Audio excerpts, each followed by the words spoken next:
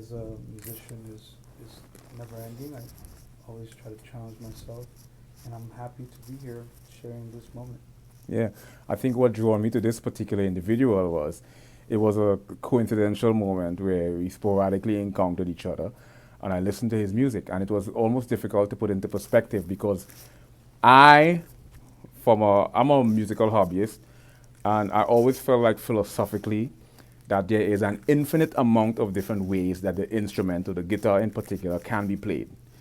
And I felt like most musicians, or invariably across the board, place an emphasis mostly on the few styles we have out there, you know. But there's different ways, infinite amount of ways. Hendrix was one way of exploring the instrument. So there's a technique